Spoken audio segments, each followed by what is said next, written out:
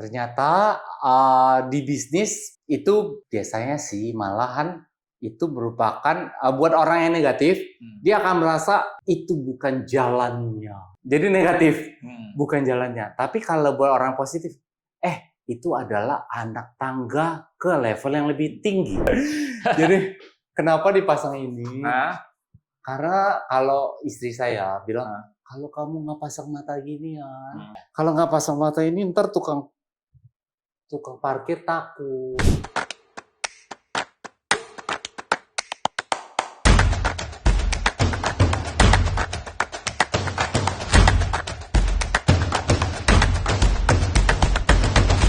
Hello, happiest people. Ketemu lagi bersama saya dalam acara Ngobrol Bareng Gunawan Lawa. Hari ini saya kedatangan tamu yang luar biasa sekali. Nanti mungkin ada cerita-cerita yang mengejutkan. Kita ketemu bersama teman saya. Halo, selamat. Halo, Bro Edi Lim. ya. Pak Gula. Gunawan Lawa soalnya. Orangnya agak-agak unik ya.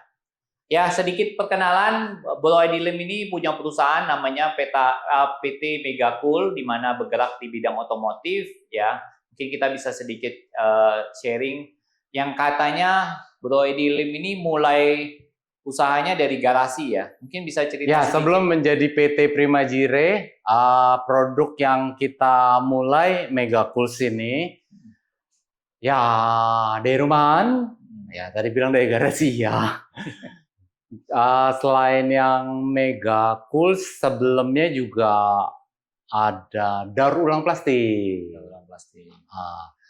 Cuman berjalannya waktu karena istri saya lebih cenderung mau ke arah produk yang memiliki merek. Nah, kita orang akhirnya bergerak ke yang Megacool, yang daur ulang plastik kasih ke abangnya untuk lanjutkan. Oke. Nah, Megacool ini bergerak di bidang apa aja? Selain otomotif apa aja? Megacool lebih ke perawatan otomotif, misalnya air radiator, karburator cleaner, and injector cleaner. Ada pelumas rantai, sebutan bahasa yang dikenal oleh mereka-mereka yang biasa beli itu chain loop. Ada brake fluid, ada water. Tadi yang air radiator, terus ada lagi wiper fluid yang buat misalnya ya bersihin kaca mobil. Masih ada beberapa produk lagi lah seperti minyak rem. Iya, yang saya dengar ini mulainya tahun 2000 ya. Jadi sekitar udah 23 tahun ya. Ya. Oke. Ya, yang Bro Edi, saya pernah dengar juga katanya di dalam perjalanan bisnis ini pernah ada peristiwa kecelakaan ya. Mungkin bisa sedikit cerita ya. Nah, tapi ada yang serem katanya. Iya, nggak apa-apa. Ini ada yang serem katanya. Pengen mendengar. Kameramen kita nih. Kita biar tahu dulu nih. Biar pemanasan nih yang serem-serem nih. Oke, itu karena jadi saya mulai Megacool dulu, terus juga masih kontrak tempatnya. Sambil kontrak itu ada juga kita ngontrak tempat buat daur ulang plastik. Nah, itu di Sunter. Sama, tinggal juga dekat Sunter.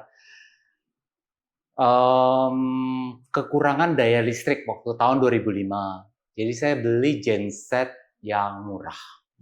Genset murah berarti silentnya atau peredamnya dikit, atau nggak ada peredam lah. Jadi suara akan berisik. Nah, saya tipe yang karena mengerti ini akan berisik, berarti tetangga akan merasa berisik kan. Ketika merasa berisik, nanti akan komplain nggak? Akan komplain. Jadi saya karena mengerti hal itu, jadi nanti akan dikomplain.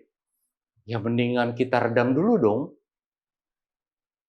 Karena percuma, habis kita lakukan akan dikomplain. Dan kita harus meredam.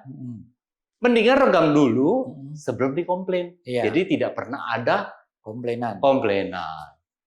Jadi saya redam dulu. Nah, anak buah sedang makan siang, sekitar ada 60-an saat itu, yang hama kita lah. Terus karena pada makanya saya sendiri bantu deh, karena basically saya dari STM, bor, gerinda, jenis-jenis itu ya saya bisa. Saya kerjakan sendiri. Ternyata ini adalah dari drum yang beli bekas. Anak buah ada beli drum, tapi yang bekas. Saya pikir itu adalah drum bekas kita. Drum bekas kita, kalau drum oli itu kena percikan api itu tidak apa-apa. Tetapi ini karena drum bekas, mungkin kalau misalnya nanti kalau mau ditambahkan gambar ada. Jadi drumnya saya baca ya Mediterranean S yang dari Pertamina memang oli. Namun ketika saya gerinda, ternyata meledak. Wow, meledak. Akhirnya pitak zigzag lah terjadi. Gimana tuh? Jadi kalau tiap kali gunting rambut, malah yang tukang cukur bilang, belum saya gunting kok udah keren. Apa yang Belum terjadi? digunting udah keren begini. Jadi Mau apa itu? dimodelin apa lagi katanya? Akhirnya ternyata ini bekas operasi. Iya, jadi apa? Udah nggak bisa tumbuh lah, yang pitaknya udah nggak bisa. Rambut yang lainnya bisa, hanya yang pitaknya aja yang nggak bisa. Karena dia meledak, jadinya tulang-tulang di sini saya pada rusak, ada yang retak, ada yang copot nih, termasuk engcel copot. Itu tahun 2005. Bulan April tanggal 15. Ininya copot, jadi operasi karena di sini penanganannya kurang oke, namun ya di Tuhan bersyukur bahwa Tuhan kasih jalan yang lebih baik. Saya diterbangkan dalam keadaan koma ke Singapura. No biaya, artinya masih nggak mampu biaya, bukan no biaya. Semuanya pakai. Cuman ada teman-teman, Tuhan ada gerakan teman, ada gerakan saudara, ada gerakan, apalagi paman saya sangat care sama saya. Jadi sangat care karena kenapa? Kalau saya open ya, papa saya penjudi. Papa saya penjudi tentu nggak punya duit. Bukannya bisa kasih duit, tapi malah minjem duit. Termasuk ke saya. Jadi nggak bisa diharapin dari papa yang penjudi. Papa saya pas kebetulan yang bukan tipe 99% penjudi biasanya gagal. Nah, papa saya masuk ke 99 itu, bukannya 1%-nya. Dia gagal ya, jadi biayanya ini berat, besar sekali. Paman saya Tuhan gerakan untuk take care sama saya. Jadi dia banyak banget support, mungkin 70% biaya dari dia, selainnya teman-teman juga, teman, saudara yang lain juga, ada 30%. Nah, jadi saya bersyukur bahwa Tuhan memberikan jalan yang buat saya oke. Otak saya nggak terganggu. Dan jadi saya, itu apa? Dioperasi, dibuka kepalanya? Dia untuk membenarkan tulang-tulang, termasuk saya tadinya nggak bisa ngomong karena ini copot. Oh gitu? Nggak bisa. Ya, drumnya itu yang kebuka itu meledak ke wajah gitu. Jadi yang posisi saya gerinda itu yang pantatnya ini hajar saya karena atasnya itu mau copot. Jadi yang ini ketika mau lepas badannya lah yang hantem, boom. Oh badannya yang hantem. Oke. Mungkin di gambar nanti ada. Oke. Iya. Jadi ini copot juga, jadi nggak bisa ngomong dan nggak bisa makan. Oke, kalau ini drum? Oke. Ini drum. Inilah. Hantem. Oh, yang hantem. Yang saya gerinda, yang pantatnya saya gerinda. Ini yang saya meledak, jadi naik dia. Oh ya, dengan gerinda saya pun nancep 6 meter di sebutannya gudang plastik yang saya sewa. Oh ya, saya dengar juga sampai matanya rusak ya. Bisa ditunjukin ya, pengen saya. Ini ada bekas operasi. Bekas operasi ya. Ini dipasang ginian. Ini udah serem katanya. Nggak apa-apa. Jadi kenapa dipasang ini?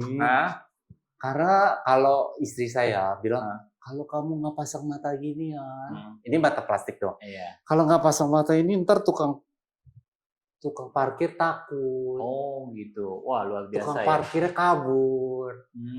Kalau kamu mau bayar warung makan, mau bayar kopi, pada kabur. Oh gitu. Jadi kan lebih baik kamu pakai katanya. Oh gitu ya. Kalau enggak, aduh. Bahkan saya udah bilang ke istri sama ke teman-teman, saya tidak takut sama tukang todong. Karena saya tipe yang bisa bela diri, saya bisa karate, taekwondo, ibaratnya berantem saya oke. Jadi saya tinggal nanya tukang todong itu, kamu mau gigi kamu yang copot atau mata yang copot? Pilih, mau gigi kamu yang copot atau mata kamu yang copot? Saya keluarin mata saya. Ada buktinya kan? Gigi copot udah biasa saya bilang. Iya. Mau coba mata copot? Iya. Sini. Luar biasa ya. Jadi pengalamannya pun ya di dalam bisnis itu kadang ada juga ya kendala-kendala ya. Tapi saya lihat tetap bersemangat ya, tetap semangatnya tinggi. Bahkan bisnisnya sekarang tuh maju ya, berkembang sekali ya saya lihat ya. Kalau dibandingkan permulaan ya enggak lah. Gitu. Biasa karena kita bukan dari keluarga orang kaya kan. Tapi sekarang kan sudah sangat maju banget ya, 20. Ya, puji Tuhan, Tuhan berikan kepercayaan itu. Oke. Nah, pertanyaan saya, biasanya orang Indonesia ini suka banget merasa kalau kita di dalam bisnis itu kita baru mulai kemudian terjadi kecelakaan, mereka bilang, itu kan kayak tanda ya bahwa bisnis itu kurang baik. Gimana menurut lo, Bro Edem? Ya, ternyata di bisnis itu biasanya sih malahan itu merupakan buat orang yang negatif, dia akan merasa itu bukan jalannya. Jadi negatif, bukan jalannya. Tapi kalau buat orang positif, itu adalah anak tangga ke level yang lebih tinggi. Oh gitu ya. Ya. Mantap.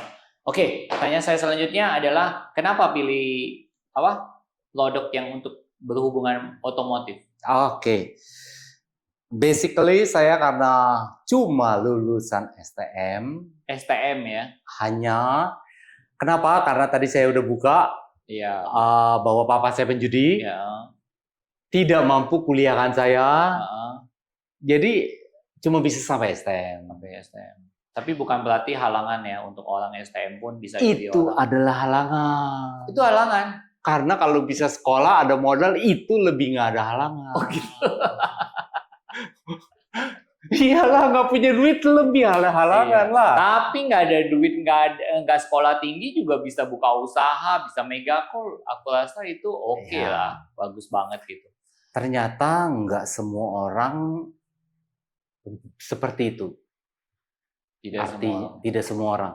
Jadi tadi saya ada buka sedikit kepada krunya Pak Gula, bahwa ada 1000 orang yang begini, ada MLM yang bilang begini, ikutin ini loh, atasan ini berhasil loh, pergi jalan-jalan ke Amerika, ke Europe, ke Jepang, ke Korea. Ini nih ada puluhan orang nih yang bisa sampai pergi jalan-jalan ke situ. Mantep kan? Mantap. Tapi ada yang dia kagak sadari. Ternyata udah ribuan orang gagal. Cuma 10-an orang doang yang berhasil. Oke, bro, kalau dalam bisnis itu kan biasa kita ada value-value yang kita pegang ya, nilai-nilai dalam bisnis. Jadi apa nih yang value di dalam bisnis yang selalu lo pegang lah dalam bisnis ini, biar bisnis ini bisa berkembang dengan maksimal? Oke, berikan lebih. Berikan lebih ya. Berikan lebih misalnya dari produk, dari value. Value artinya satu adalah quality. Quality dua ya. Quality ya. Quality yang kedua lagi jika bisa price yang lebih membuat orang rasanya oke. Karena kenapa? Secara lumrah manusia lebih demen yang ada kualitas, price-nya jangan terlalu tinggi. Biasa umumnya manusia seperti itu. Kecuali kalau sampai mainnya ke arah misalnya tas branded, sepatu branded, baju branded, itu makin tinggi harganya makin Makin banyak yang mau. betul. Jadi segmennya beda. Iya. Kalau yang buat kebutuhan ya, Iya. kebutuhan nggak bisa seperti itu. Iya. Tapi kalau yang ceritanya gengsi, pride, Iya. gengsi ya, itu makin tinggi, makin banyak yang cari ya tadi. Oh, gitu ya. Tapi kalau misalnya kita sebagai orang yang banyak, orang umum, 97% nggak butuh yang terlalu mahal, 97%.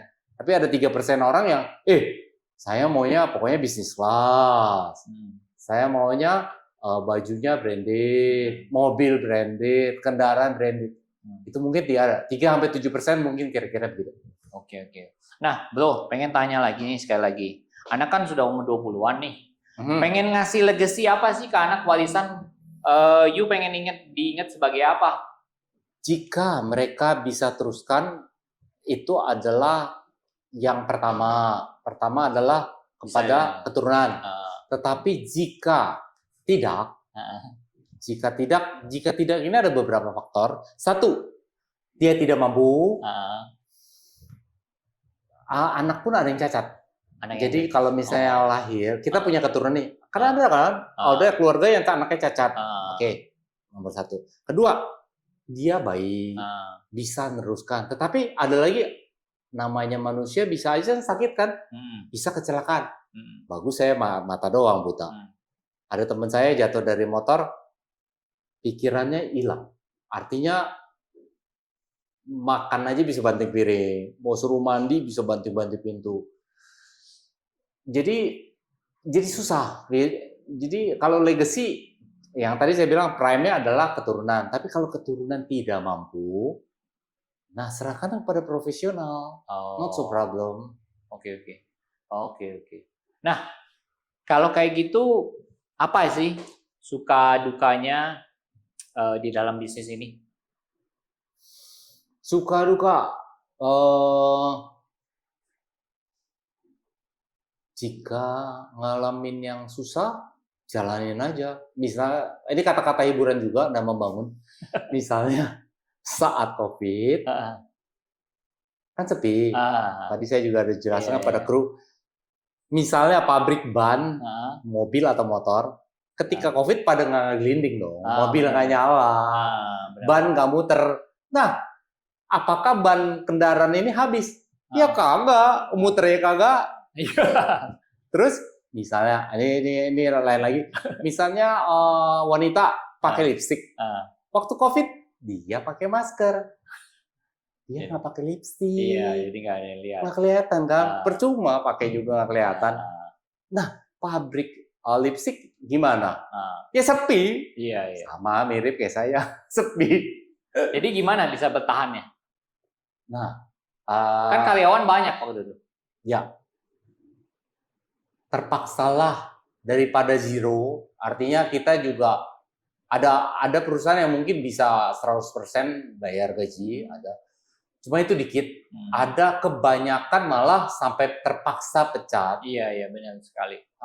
Kalau kita, puji Tuhan masih bisa 50%. Bisa 50%.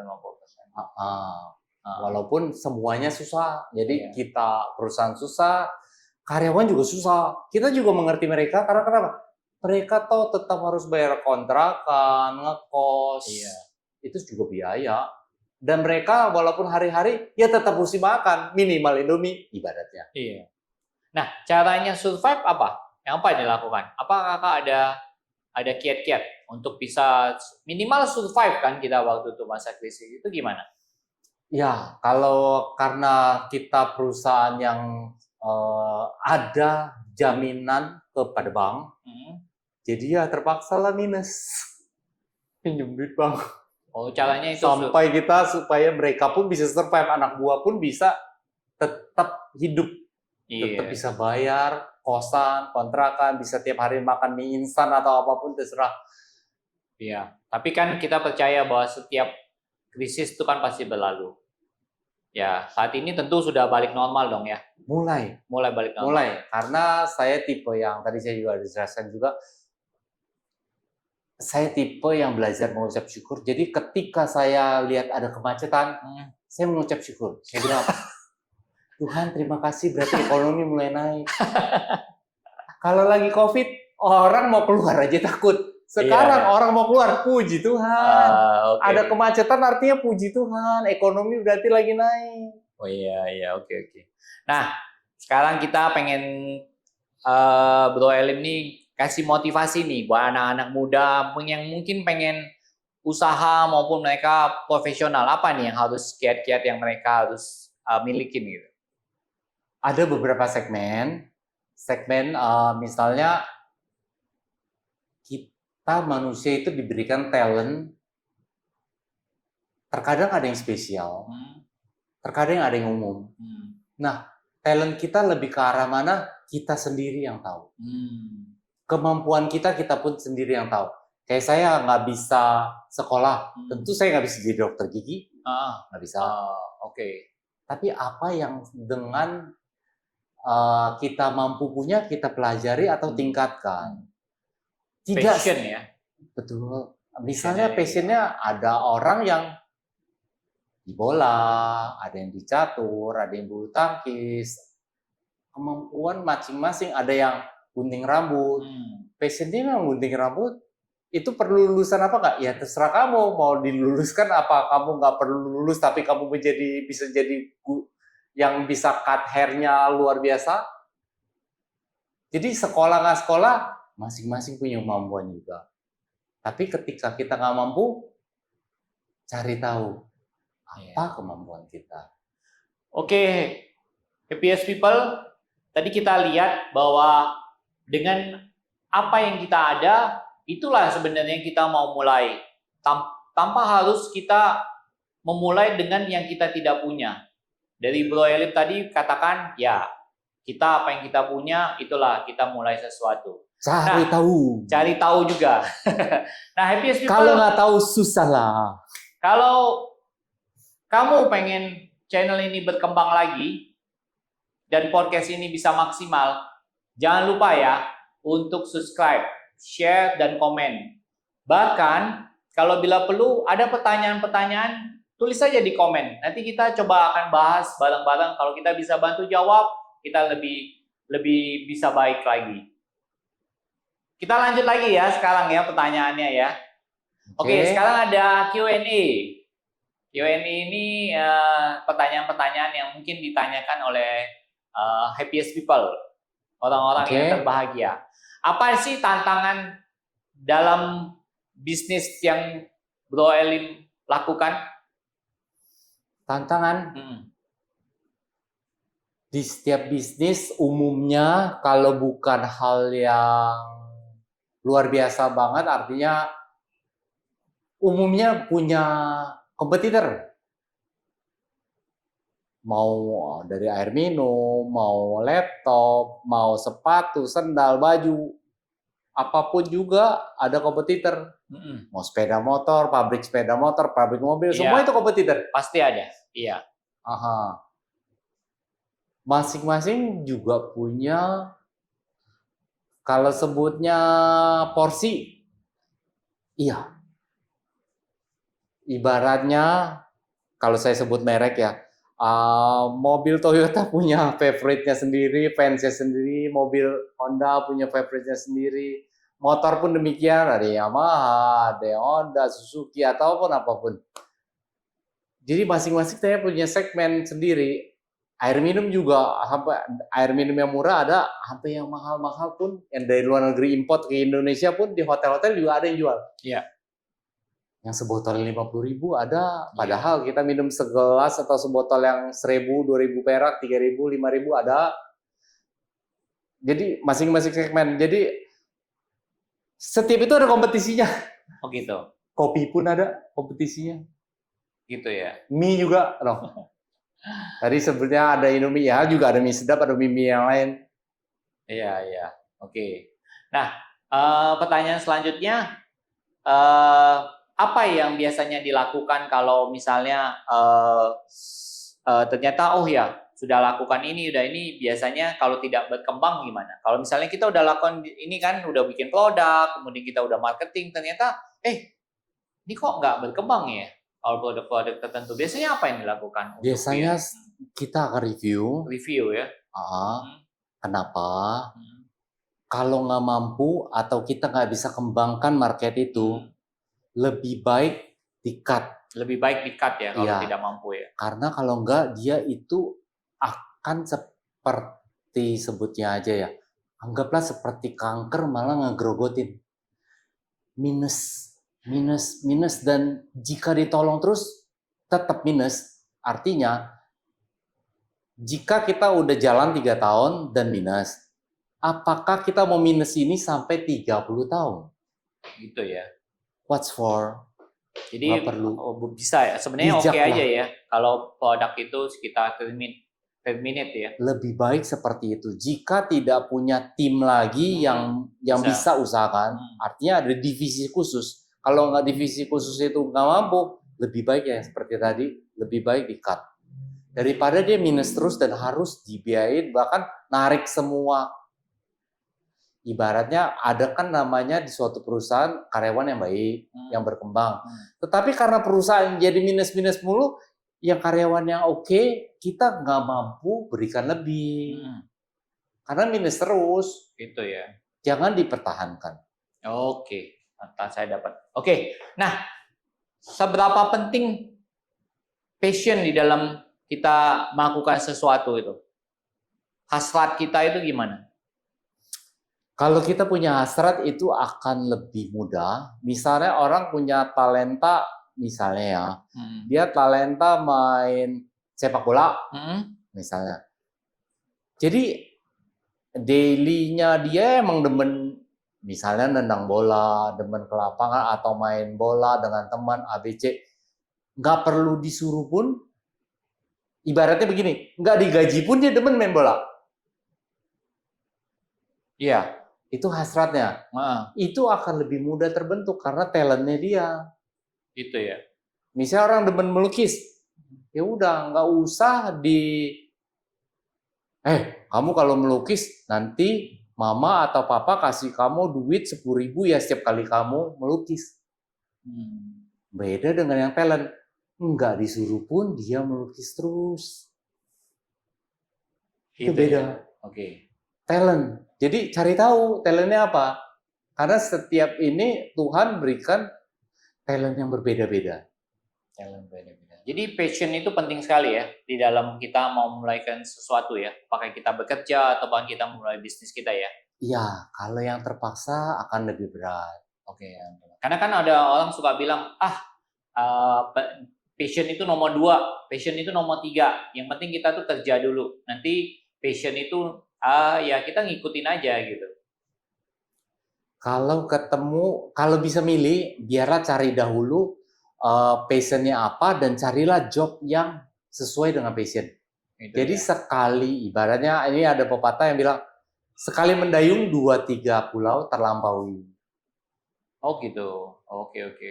Ya, terima kasih Bro Edi Lim, begitu luar biasa nih ceritanya, thank you banget. Sama-sama. Untuk waktu di sini ya. Oke, happiest people, jangan lupa untuk selalu mendukung podcast ini dengan cara subscribe, memberi komen, dan bahkan juga aktifkan notifikasi channel ini biar tidak ketinggalan video-video terbaru dari kami. Bye!